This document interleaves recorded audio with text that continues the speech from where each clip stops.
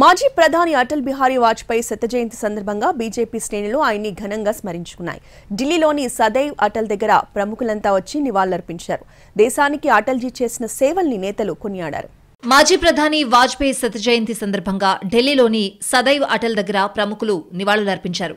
రాష్ట్రపతి ద్రౌపది ముర్ము, ఉపరాష్ట్రపతి జగదీప్ ధన్కర్, ప్రధాని నరేంద్ర మోడీ, మాజీ రాష్ట్రపతి రామ్నాథ్ కోవింద్, లోక్సభ స్పీకర్ ఓం బిర్లా, కేంద్ర మంత్రులు Amit Shah, JP Nadda, AP CM Chandrababu, పలువురు ఎంపీలు వాజ్పేయికి అంజలి ఘటించారు.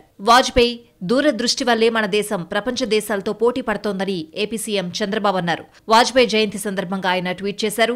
సంస్కరణల ప్రతిపాదనలపై వాజ్పేయి స్పందించిన తీరు ఎన్నటికీ మర్చిపోలేనని చంద్రబాబు పేర్కొన్నారు. తెలంగాణ బీజేపీ కార్యాలయంలో వాజ్పేయి శత జయంతి కార్యక్రమం జరిగింది. ఆయన చిత్రపటానికి పూలమాల వేసి నివాళులర్పించారు స్టేట్ బీజేపీ నేతలు. వాజ్పేయి సేవలను కొనియాడారు.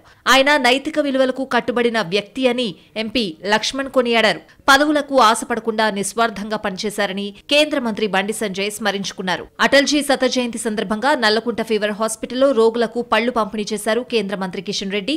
దేశానికి చేసిన సేవలకు అన్ని రాష్ట్రాల్లోనూ జయంతి వేడుకలు జరుపుతున్నారని అన్నారు. వచ్చేడాది డిసెంబర్ 25 వరకు కేంద్ర ప్రభుత్వం బీజేపీ తరపున శతాబ్ది ఉత్సవాలు నిర్వహిస్తున్నట్లు చెప్పారు. దేశ రాజకీయాలలో నీతి నిజాయితీకి ప్రతిరూపంగా అటల్ బిహారీ వాజ్పేయి గారి యొక్క జన్మదిన ఉత్సవాలను దేశవ్యాప్తంగా అన్ని రాష్ట్రాల్లో కూడా అద్భుతంగా నిర్వహిస్తా ఉన్నాము.